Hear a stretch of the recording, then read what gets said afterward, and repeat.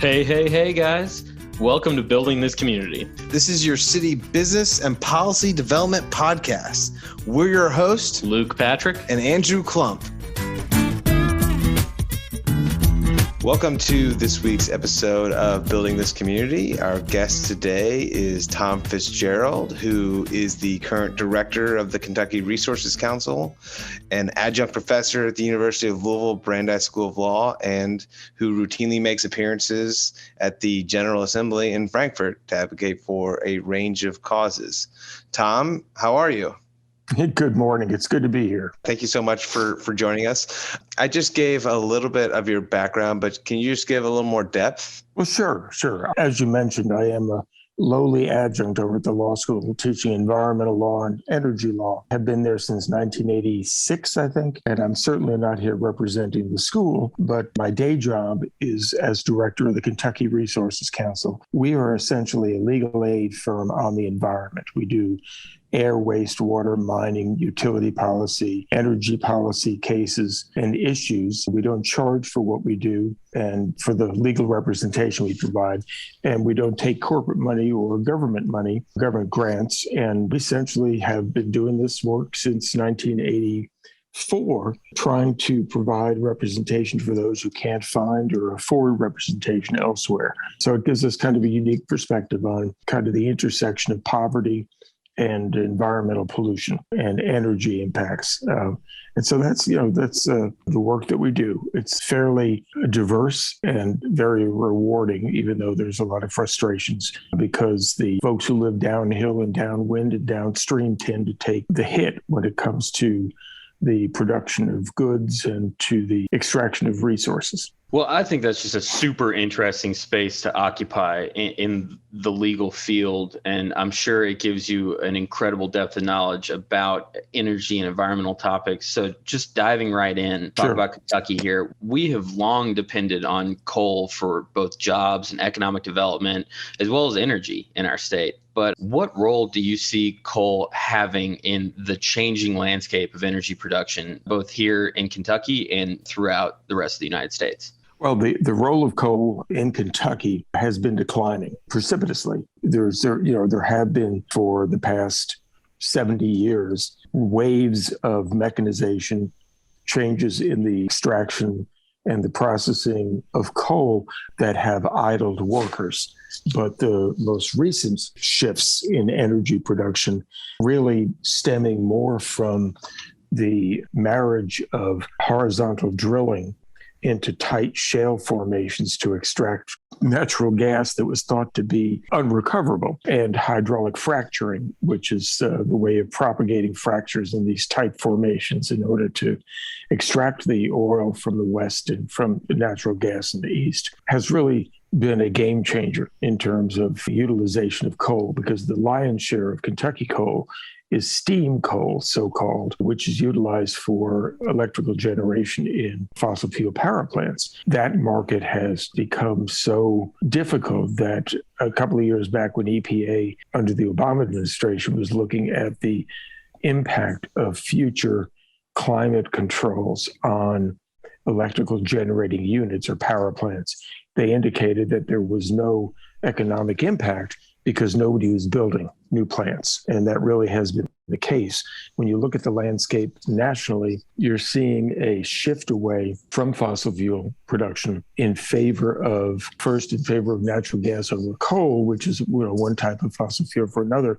But you're increasingly seeing the evolution of battery storage as a way of capturing and storing renewable energy. So you've got power plants that are being shuttered because it is more economic to build solar or wind and couple it with large-scale storage in the order of 200 megawatts and more, so that you're looking at the ability to address the one issue with intermittent energy sources such as renewables, which is how to store for later use when the wind isn't blowing and the sun isn't shining. So it's been a dramatic shift in Kentucky, and that has brought with it significant economic, cultural, political ramifications, including the structural loss of a strong base of employment in the eastern Kentucky coal fields and the creation of a new generation of abandoned mine sites that are being left by coal companies that are declaring bankruptcy and seeking to shed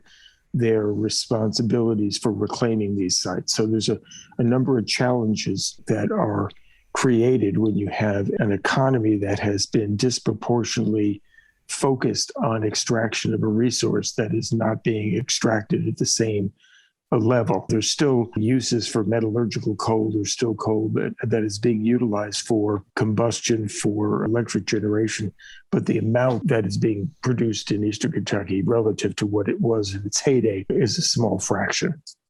So it sounds, based on the analysis you just gave, that the so-called war on coal that you often hear pundits talking about is not really being waged by policymakers, but it's more due to just traditional market forces. Is that a fair representation? I think it's a very fair representation. In fact, the senior senator from Kentucky was big on the rhetorical attacks on the Obama administration for waging a so-called war on coal. The day after the election, when the last president was elected, was asked, so now that the Obama administration has ended, are you going to see all of those jobs that you claimed were lost to this so-called war on coal, are those jobs coming back? And he said, well, we can't control that. That's a function of the market. So, it's abundantly clear that that was a very cynical foil that was utilized to try to divide the voters and to hold out the false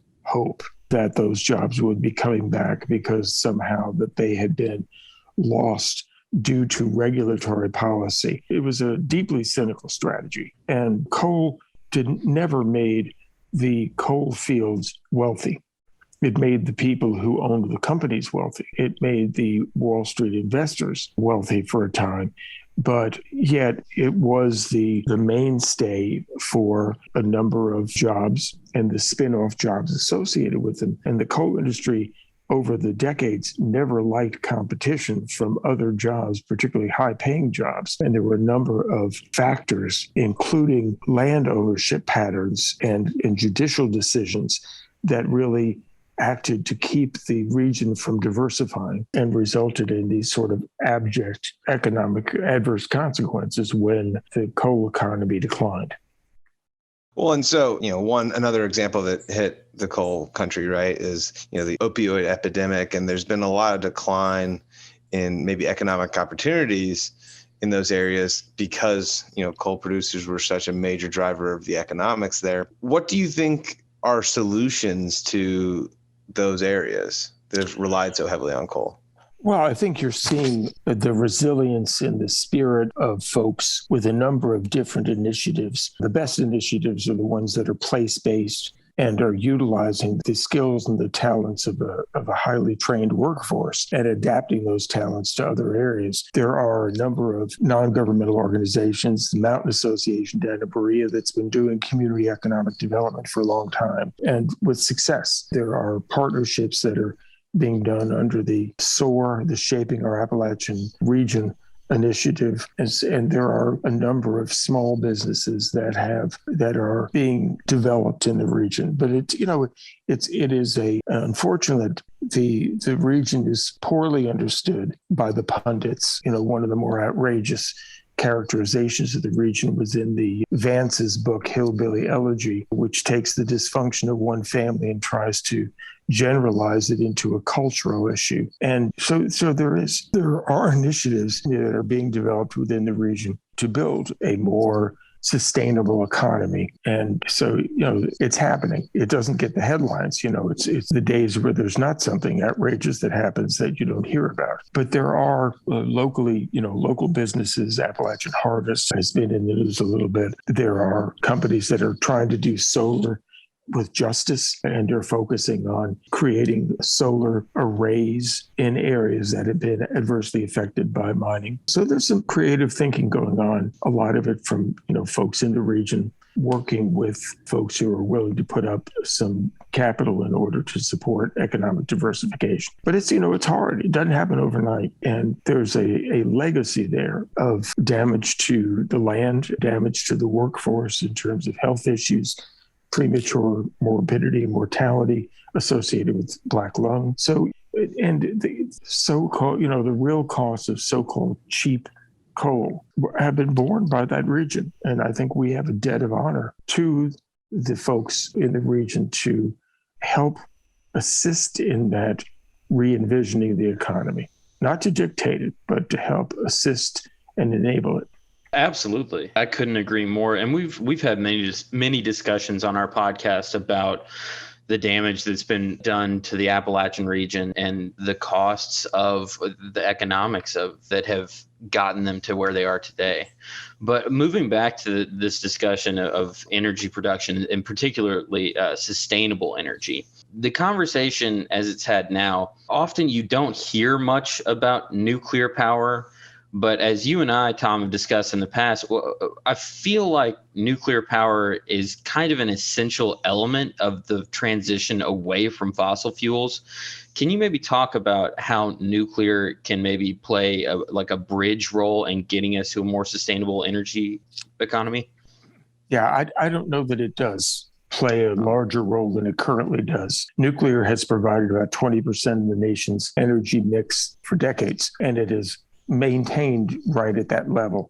Despite heavy government subsidies for nuclear power, you have not seen much new production of new nuclear generation facilities. You're starting to see some that are being mothballed actually because of their age. But, it is when you're looking at the mix of energy generation necessary to reduce the carbon footprint. Right. Now, in Kentucky, we don't like to talk about that much as a matter of regulatory policy. But the reality is the marketplace has been looking at that issue for some time. The power companies themselves, when they're doing integrated resource planning for how they're going to meet the needs of their customers, they project out a 20-25-year period and say, this is what we anticipate the electricity demand is going to be. And here's the mix of demand management and supply side that we are going to utilize in order to meet that demand. You don't see nuclear in the mix because, as Amory Lovins, who's a commentator and a genius actually when it comes to forward-looking energy policy, he said, nuclear power has had an incurable case of market forces. There are simply less expensive and less fraught when it comes to low frequency but high impact failures that occur within the nuclear generation cycle. There are simply easier and less expensive ways to boil water to turn turbines to make electricity than splitting atoms. And so there is research out there, a new generation of reactors looking at thorium rather than uranium. There are research being done, largely government funded, but some in the private sector.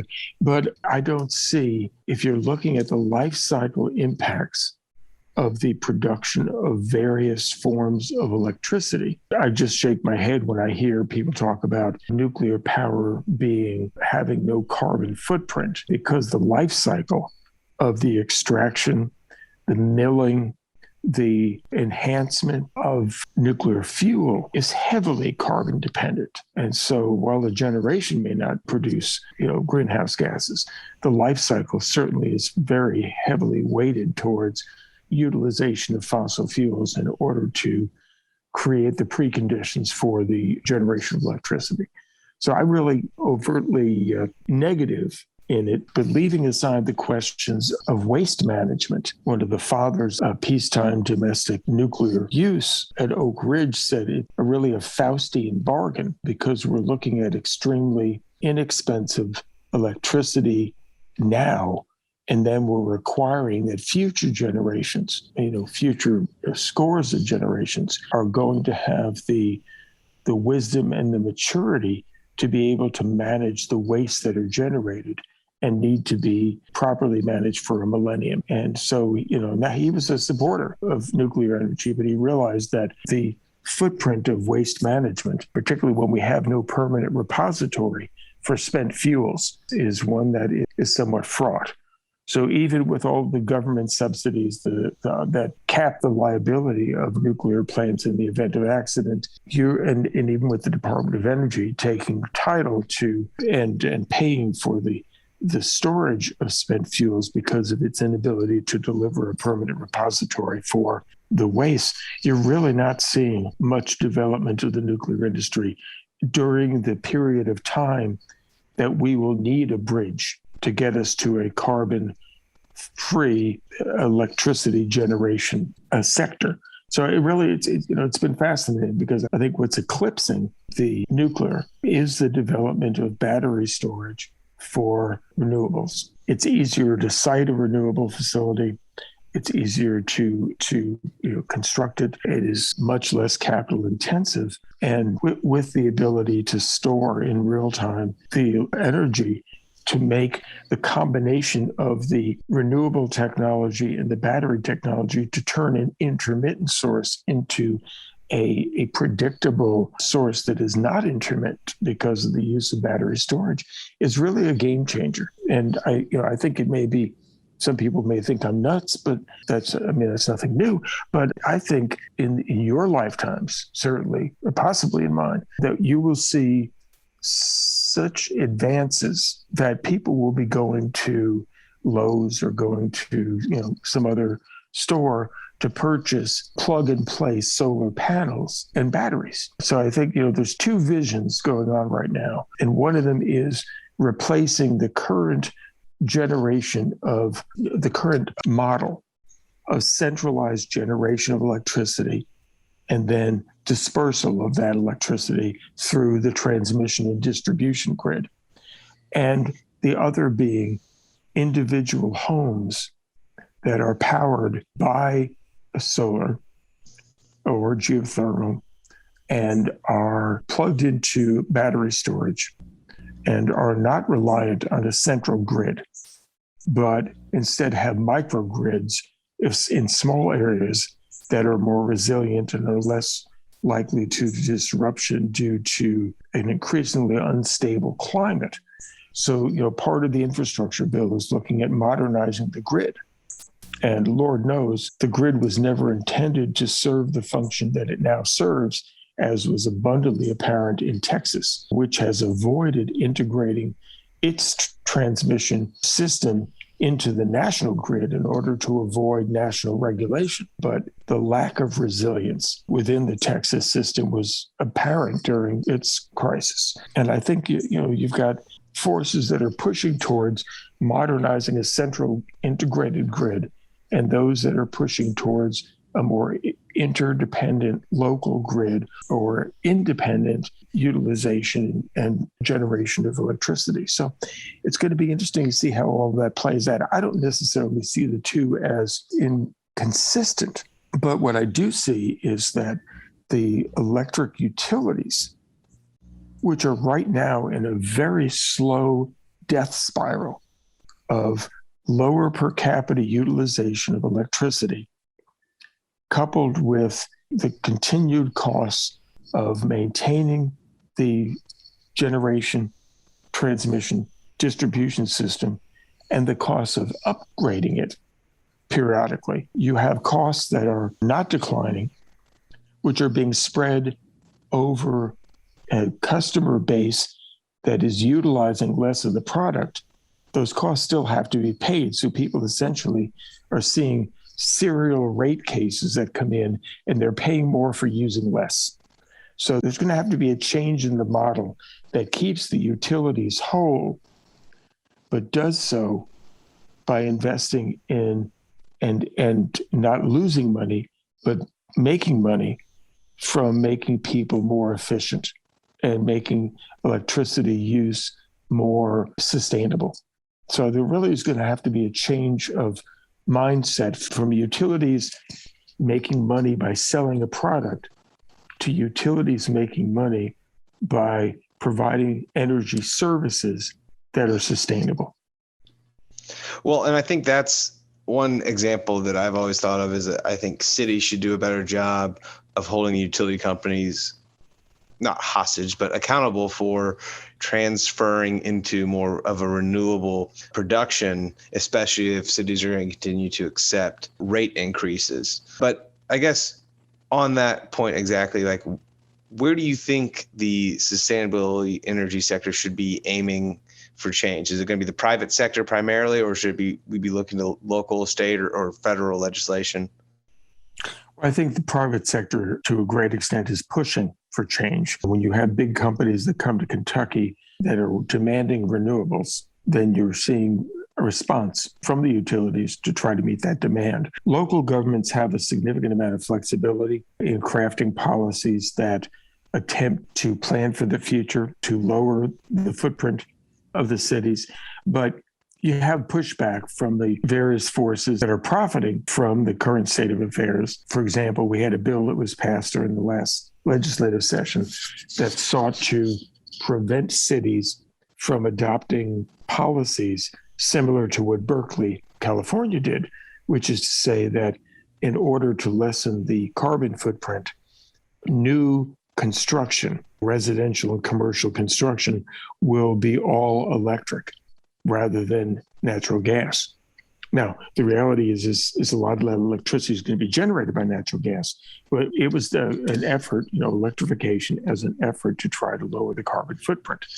It takes a combination of all of those sectors, and it takes citizens willing to engage and to be active in seeking to revise our policies in order to more fully account for the environmental impacts of energy production to make it happen. I've been very proud to represent 3 interveners in a couple of the pending cases in front of the Public Service Commission.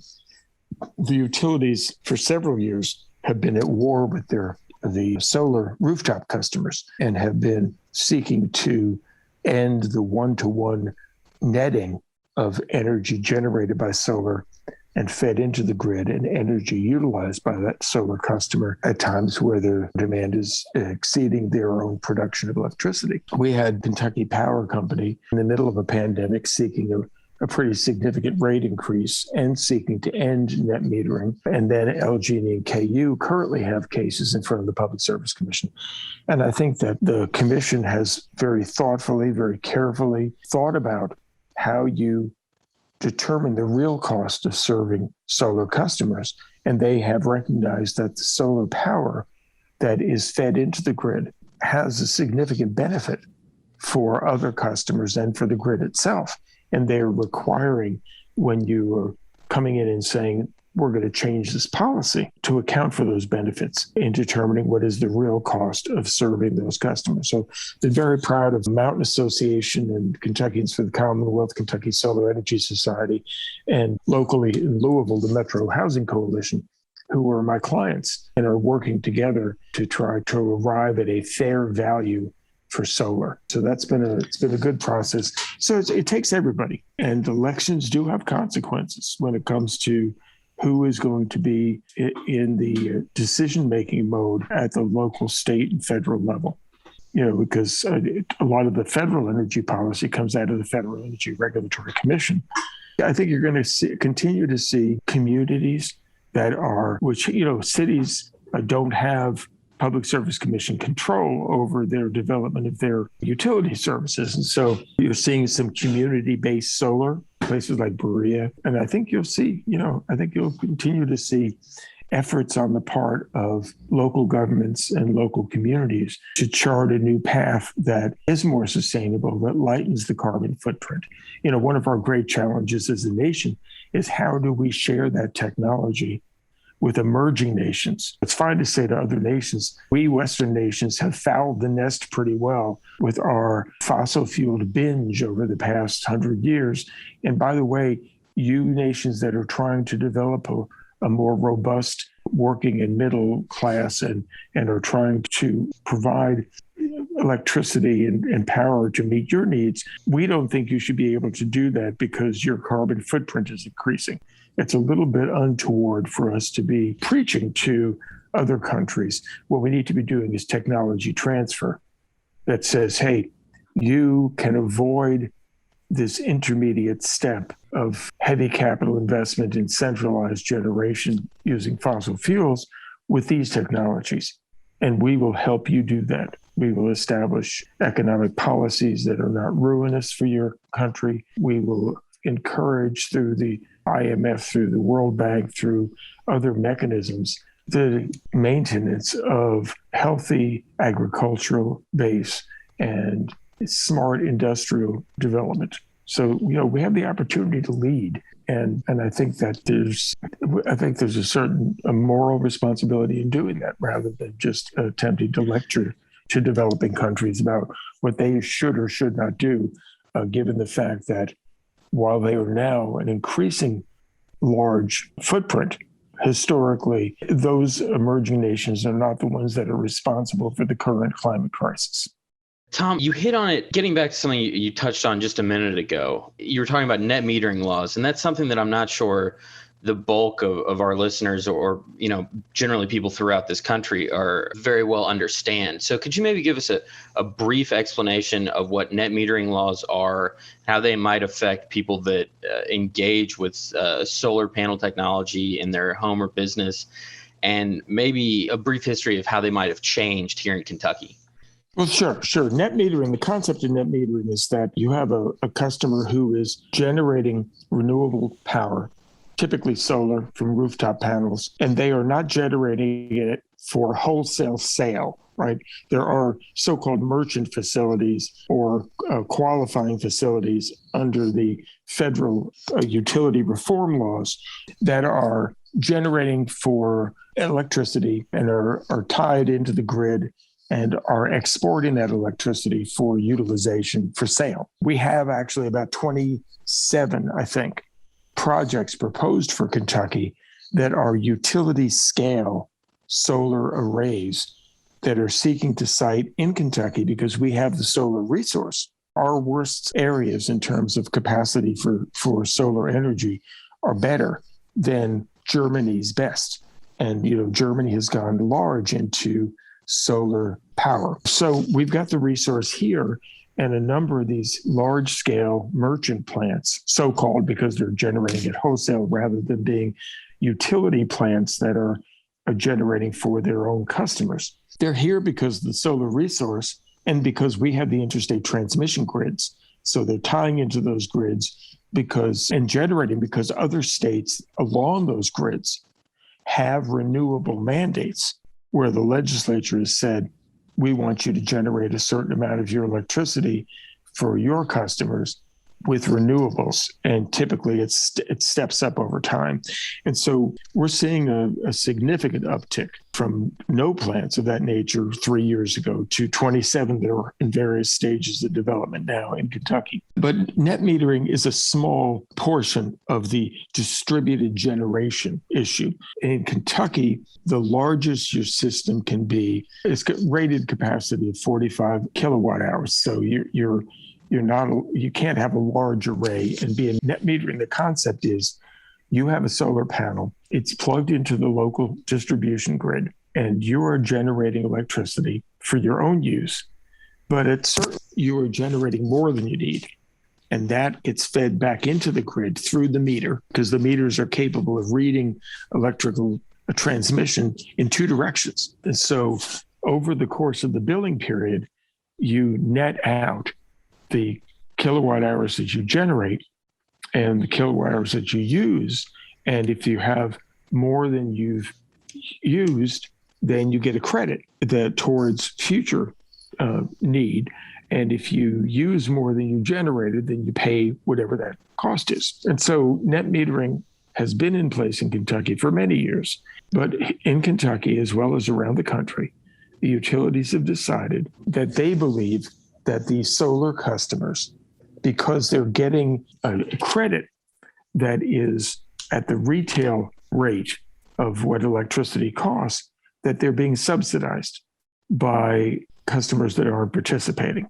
Now, objective studies that have looked at it have said that there is a minimal amount of any subsidization. Now, the reason that there's a claim of a subsidy is because if I'm a solar customer, just like if I'm an energy efficient customer, I'm using less of the electricity generated by the utility in order to meet my needs. And the utility's cost recovery for residential customers typically has two components. One of them is there's a flat charge every month for being a customer, so-called meter charge. The meter charge is not related to your usage. And then there is the volumetric charge, which is what you're being charged for each block of electricity that you use. And if you're more efficient, or if you're generating your own energy to meet some of your needs behind the meter, then you're going to use less, and you're theoretically going to pay less of those volumetric rates. And so any fixed costs of serving you that are embedded in those volumetric rates are not being paid as much by you. So the utilities are claiming that that constitutes a subsidy because other users are having to pay disproportionately more for electricity because you're using less as a solar customer. Now, there's any number of analytical problems with that analysis. But one of the most glaring is that the solar customer who is generating electricity, which goes into the grid and is utilized by that person's neighbors, it never really goes into the larger grid because of the nature of electrons. It's going to go where the demand is locally. There are any number of benefits that fed-in solar is providing in terms of avoiding other costs, because if I'm generating a kilowatt hour, utility didn't have to use its own assets in order to meet my demand. And so there's any number of benefits there that the utilities discount or refuse to recognize because they have decided that they don't want to encourage rooftop solar. Now, part of that, of course, is the utilities have developed their own solar, and they are able to recover the costs of building that solar and all of the operation and maintenance costs from the ratepayers, plus a return on investment if they're an investor-owned utility, that they don't get the return on investment when somebody else is doing the generation. And so it's almost a market power situation where they're trying to prevent a rooftop solar from becoming a more robust part of the energy mix. And the Public Service Commission, in a recent order on May 14th, in the Kentucky Power case, which if your listeners are interested, is case number 2020-00174. Their May 14th, 2021 order in that case was the first under the new net metering law that had the commission decide what is the value of the credit that is being given to the solar customer for the energy that is being fed back into the grid. And they said, utilities, you need to stop looking at fed-in electricity as a burden and start to look at it as an opportunity.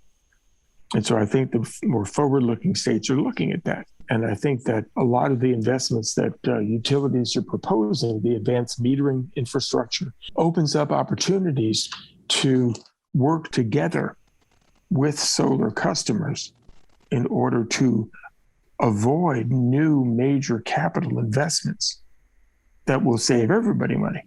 But the utilities need to change their mindset, because right now they're kind of mired in the mindset of centralized generation and then radio transmission and distribution and a profit base or a economic model that is based on consumption.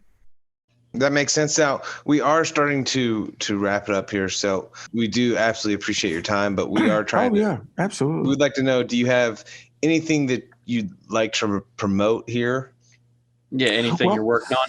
A couple of things, yeah. One of them is, first of all, is everybody calls me Fitz, F-I-T-Z. I'm stepping down at the end of December as director after 37 years at the council. They are currently, the job opening is still there for a new director. So folks are interested, they can go to the Kentucky Resources Council website. There are also some opportunities for a continuing education for both citizen activists and for lawyers and law students through one of our programs, which is the Kentucky Environmental Leadership Initiative, Kelly. And so we are doing training programs. There was one that was actually done yesterday on how to gather information on environmental and energy-related issues. And it had Sarah Lynn Cunningham, who's the director of the Louisville Climate Action Network, along with Michelle King, who is with the local air pollution control district, talking about those issues. A couple of weeks back, we did one on Environmental Justice 101. Honored to have Jackie Patterson, who works with the National NAACP on environmental justice issues. And she and I co-presented, but it was wonderful to have her with us. So we have ongoing initiatives. There are some podcasts that were done last year, including opportunities in environmental law for law students thinking about a career in that field. So I would encourage everybody to get on the KRC website, listen to the podcast, and to, if you're interested in helping to shape future programming, there's opportunities to volunteer to work on those. So we're trying to create as John Lewis, whose first anniversary of his death was yesterday, as Congressman Lewis would say, we're all about causing good trouble, necessary trouble, to try to advance environmental justice and environmental health.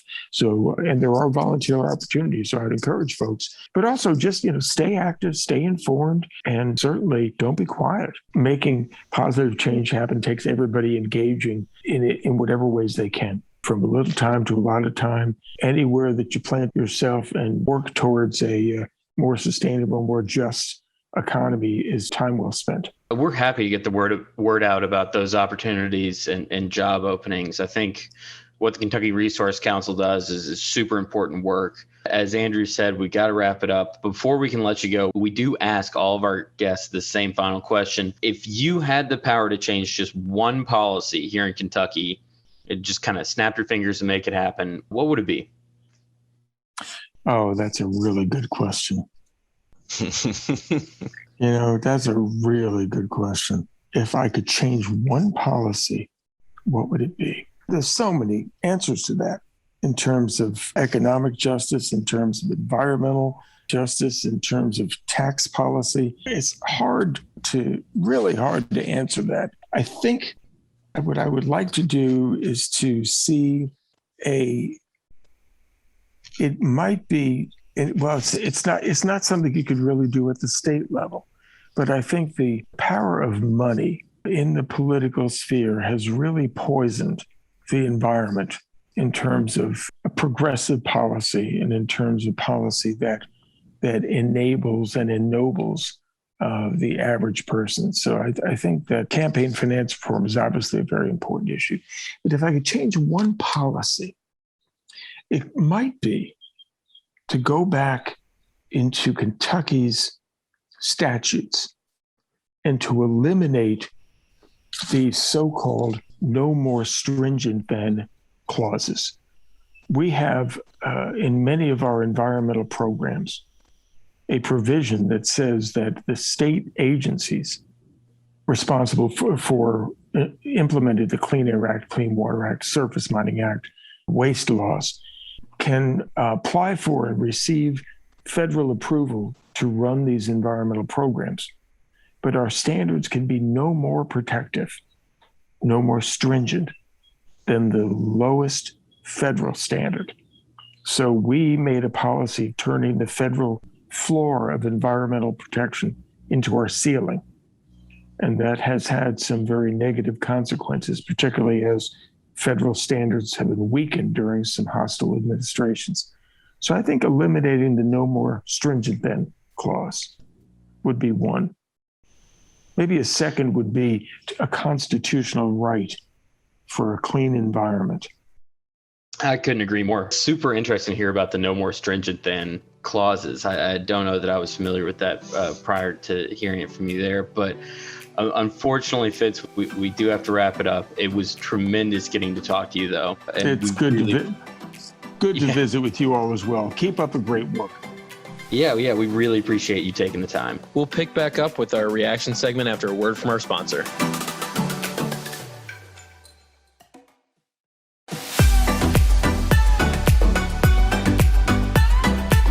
Well, Luke, that was another interesting episode with Tom FitzGerald of the Kentucky Resource Council.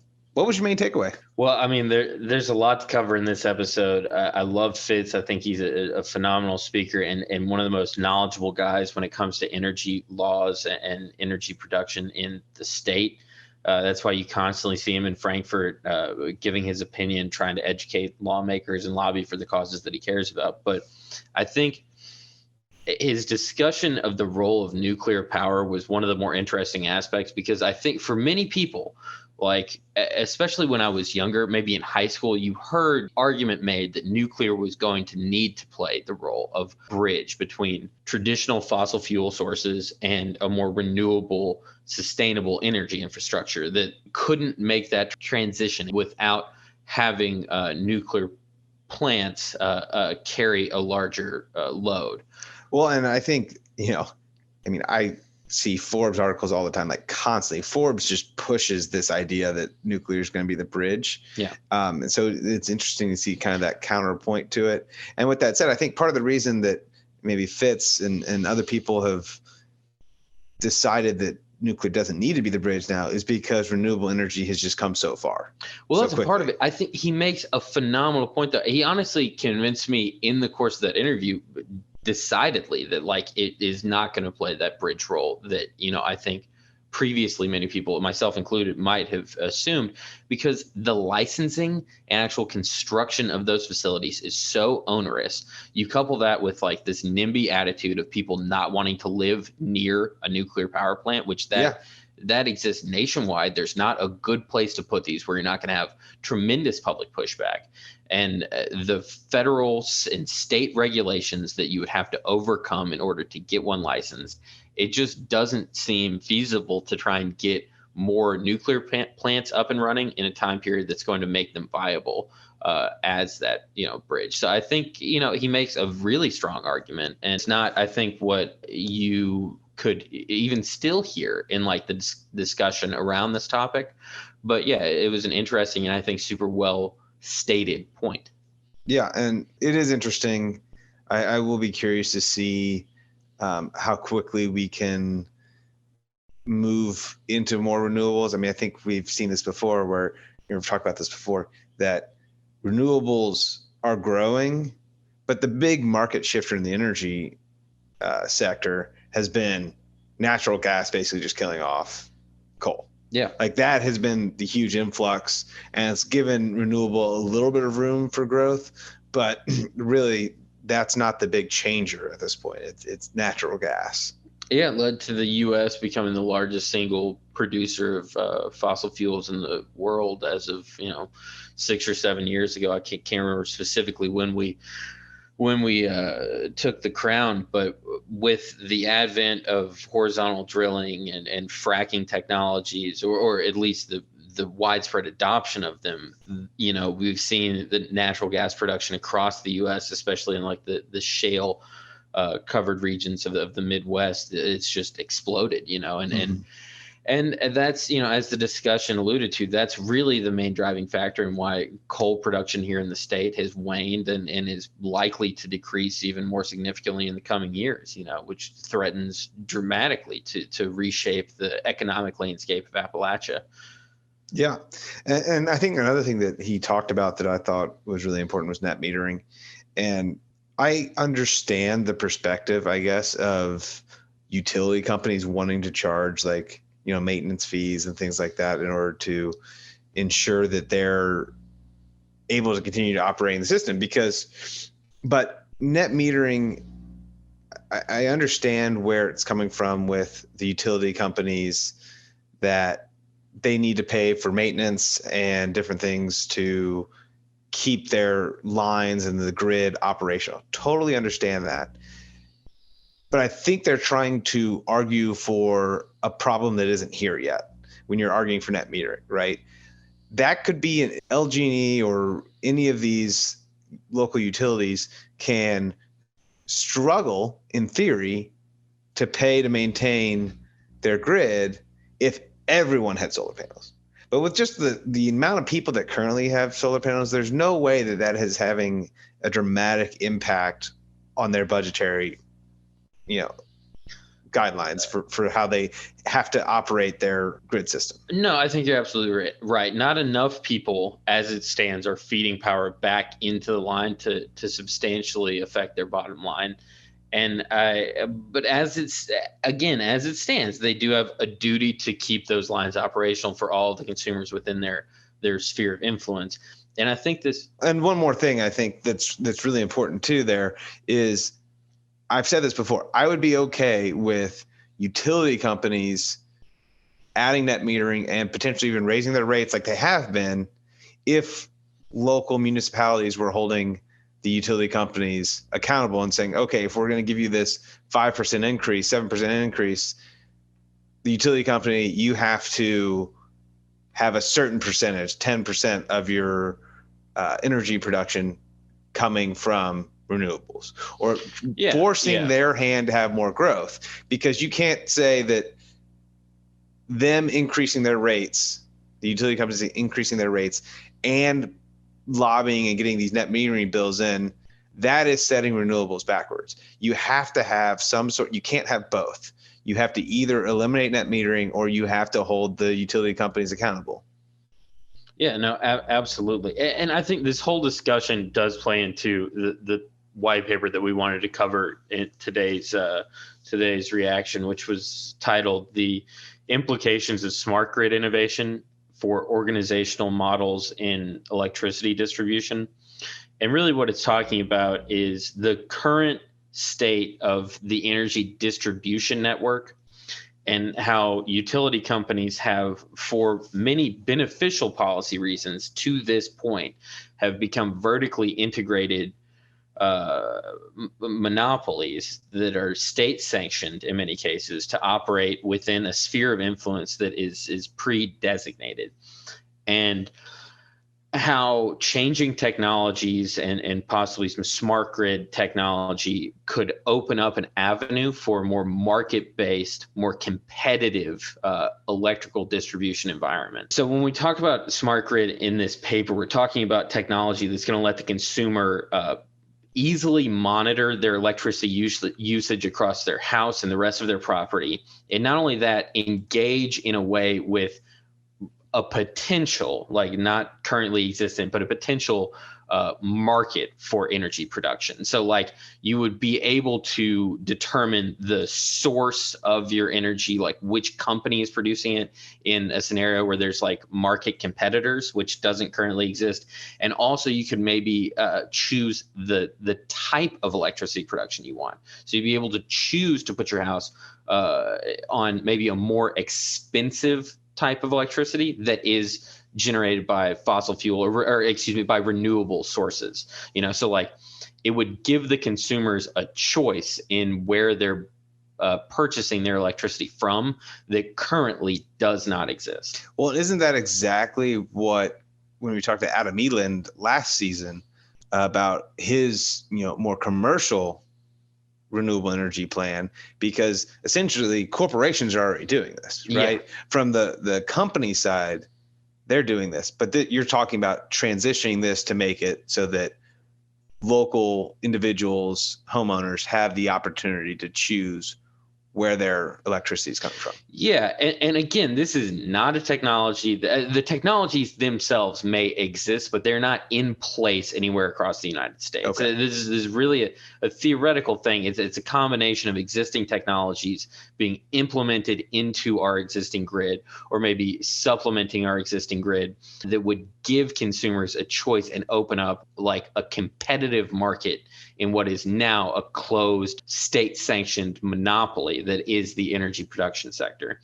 And the implications of this are dramatic. You've seen small test markets of this type of technology in places like Belgium or other small municipalities across Europe with varying results. But really the idea is that the grid that we currently have is going to be in some way threatened by a more distributed, disaggregated, sustainable energy production sector. You're going to have fluctuating levels of energy production, and you're going to have more producers trying to piggyback off of the existing grid, which is going to necessitate changes to the actual hardware structure of our grid. And if we know we're going to need to make changes to it, this is one proposal for making it, I think, more accessible to the consumer and opening up choice for the consumer. You're asking to put capitalism into the energy game. Yeah. It would be a more free market. It would be a more free market approach, but one that allows access and choice to the consumer, specifically with with regard to the means of production, which is one thing that like if you want to have like a house that's run wholly on sustainable energy, the only way to achieve that now is to yourself provide the materials. You're gonna have to buy the solar panels, buy a windmill, something like that, and then hook it up to your house.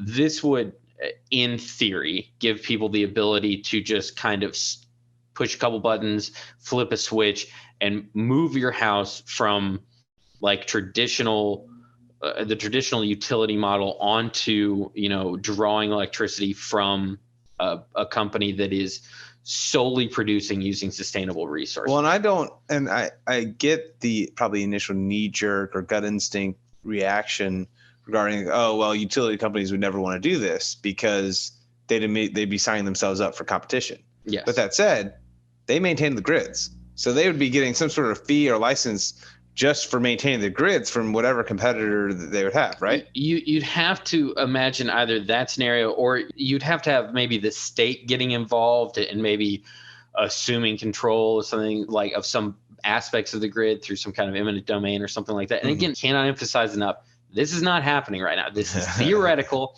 but it is an interesting idea. And I think it's one potential response to the issues that a more distributed energy production model present. So I would pay the extra, even if it was an extra $50 a month. I would do that to ensure that I could have renewable energy. Yeah, I think this is an area where consumers would benefit from choice, and it's interesting to think about, and that's why I chose the paper. It also highlights some of the other issues incumbent on the current monopoly that we have, and the implications of having a grid that is wholly maintained by energy producers that are losing market share to increasing renewable energy production. I don't know. But moving on, I guess I want to talk about the actual benefit that the Kentucky Resource Council provides to Kentuckians and similar outfits may provide across the nation. And that's that providing a nonprofit legal service in the realm of environmental law is a phenomenal benefit, especially in a state here like Kentucky, when you've got a very coal-dependent region in Appalachia that is not just dependent on it for jobs and energy production, but it is also most directly adversely affected by the burning of coal and the remnants and byproducts of mining. To be able to step up and provide representation for a traditionally marginalized group, a portion of our society in a complicated and complex area of the law, such as environmental law, that is just a phenomenal benefit to our community. And I really want to thank Fitz and everybody that works at the Kentucky Resource Council.